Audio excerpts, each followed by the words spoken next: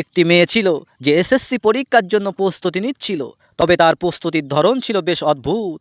সারা বছর সে পড়াশুনো করতো না, আর তার একমাত্র ভরসা ছিল নকল এবং মোবাইল টিভি বন্ধুদের থেকে প্রশ্নের উত্তর সংগ্রহ করাই ছিল তার কাজ।